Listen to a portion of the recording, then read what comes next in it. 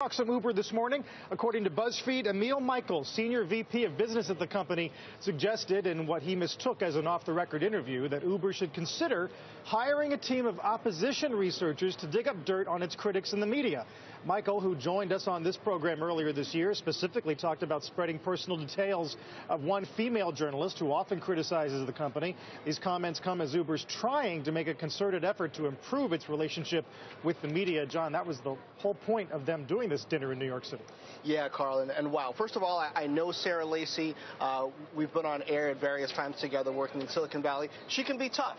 Okay, she can be tough, so I can understand why some executives would be frustrated with her, but this is beyond the pale. Uber was already in trouble for business tactics versus Lyft and accusations of how they had maybe done some unethical things trying to poach Lyft drivers, and I and some others are willing to give them some latitude around that, saying, well, you know, business is different, blah, blah, blah, but now we see kind of what at least this one executive is thinking about in his not just unguarded, but even willing to talk about among colleagues thoughts. And this is beyond the pale. I think it's crucial to see what Travis Kalanick does in the next few hours or few days about this, because it could be very bad for Uber going forward. Is this just naive comms teams here, Kevin? Is that what we're talking about? I know how this went down.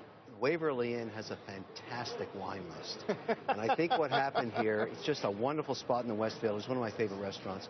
He had a couple of glasses of wine. Conversation got loose as it can do. Can't let your guard down when you're with the press unless you've actually claimed and said off the record, and they agree that that's the case. Now, I think in terms of the outcome, does this change the outcome for Uber in the long run? No. It gives you a little tonality of how aggressive this executive is, which I actually like. Now, the thing to do immediately, if I were in his shoes, is to apologize. Come out and say, I was wrong. I am aggressive. I want my company to succeed. Maybe this is the wrong thing to have said, and I'd said it. But let's just move on. This does not change the market value of what this fantastic, market-disrupting technology does. I use this product every day, and I'm not going to stop using it because he had a couple glasses of wine at the Waverly Inn. Yeah, but when you're trying to make good with journalists, the exact moment that you don't want to have that 47% comment in an allusion to Mitt Romney's 2012 campaign, the exact moment that you don't want to have that comment come out is at a dinner in front of journalists with whom you are trying to make amends, regardless of whether it's off the record or not. Know your audience. I mean, Kevin, we talk often about how this company's MO is invincibility, but that can only go so far. I think what you're now doing, when you think about it, if you're him, is dealing with your board, because you made a mistake. There's no question about it. And at the end of the day, if you can't deal with it and make peace with your board, it could cost you your job. But I don't think it's that egregious.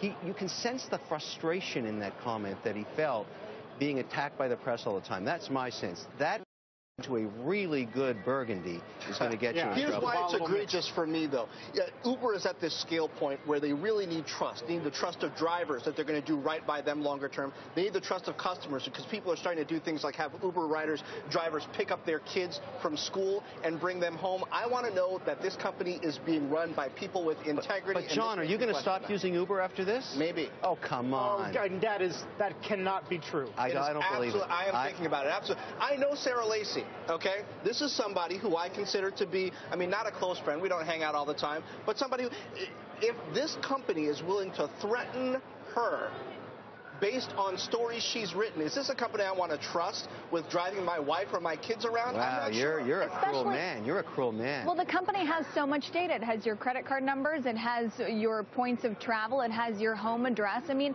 ostensibly, there's a lot of information at their fingertips. Kayla, it was raining last night in New York. I used it twice. Am I supposed to stand in the rain now because of a comment to a journalist? I don't think so. Look, he made a mistake. He's going to pay. He's paying right now. What do you think the board should do? As we speak. The board has to keep him in place. He's done a phenomenal job. He has to come out with a public apology. He has to. He made a mistake. There's no question about it. He's got to apologize. He's got to pull up his socks and drive on and maybe be a little humbled by this. But I don't want to see him losing customers like you, John. That's a big mistake. That's bad.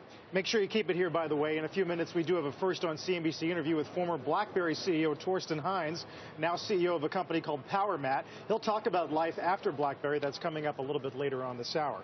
Meantime, Snapchat